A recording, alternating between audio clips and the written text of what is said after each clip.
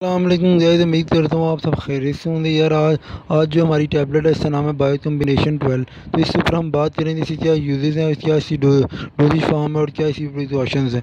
Overall चीज़ें हम इस वीडियो में वाइंड अप दे देंगे। सबसे पहले अगर हम इसे यूजेस की तरफ आएँ तो इस पर्पज़ से लिए इसे यूज़ किया जाता है। इससे क्या फ़ायदा होता है यार, ये बेसिकली होम्योपैथिक जो मेडिसिन है ना, ये हमेशा याद रखिए इसका फ़ायदा ही होता है। हाँ, अगर आपने इसकी बहुत ज़्यादा ओवर डोजिंग की है तो फिर शायद आपको मतलब मैदे में गर्मी हो जाती है बहुत ज़्यादा, लेकिन इतना ज़्यादा साइड इफ़ेक्ट्स नहीं आता जैसे as compare to allopathic medicine था।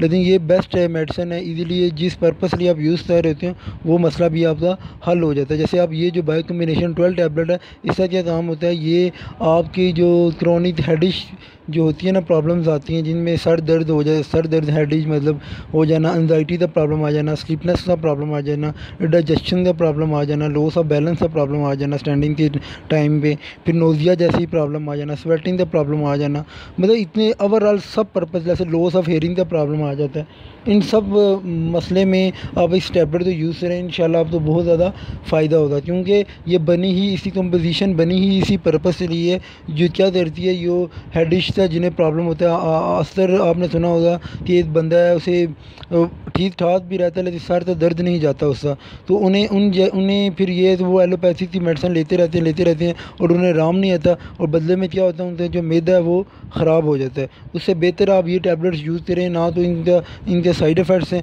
जब आप इन्हें यूज़ करें तो आपको एक हफ़्ते के अंदर अंदर इसका फ़ायदा भी पता चलना शुरू हो जाता है। बहुत अच्छी टैबलेट है, आप इसे यूज़ करें। और अब तो ये इजीली हर क्या नाम है, ये जो होम्योपैथिक स्टोर्स हैं वहाँ से ये इजीली मिल भी जाती है।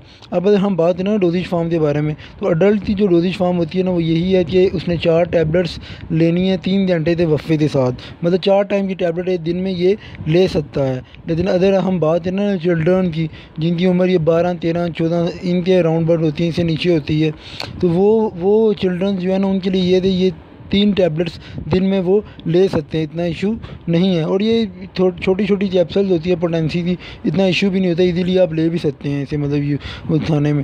और अगर हम बात करें ना सेफ्टी मतलब इसमें प्रिकॉशन के बारे में, किन चीज़ों से आपने अपने आप को भी बचाना है, बच्चों से भी बचाना है, ख़ास तौर पे इस टैबलेट को ना बेसिकली आपने एक तो इसकी ओवर डोजिंग नहीं करनी, पहली चीज़। दूसरी बात ये थी इस टैबलेट को आपने धूप से बचाना है। तीसरी बात ये थी बच्चों से कोशिश करें थे बच्चों से इसे दूर रखें। और यार जो भी टैबलेट आपने लेनी है वो मेडिकल सुपरवाइज़र से या जो होम्योपैथी का जो डॉक्टर है उससे रिकमेंड करती है, ताकि वो प्रॉपर आपको रिकमेंड करे, आपकी मेडिकल कंडीशन देख के फिर आप ये टैबलेट ये दे के ये आप यूज़ कर सकते हैं। और दूसरी बात अगर हम बात करें ना कि दूध के मतलब खाने से पहले या बाद में, इसका कोई इशू नहीं है।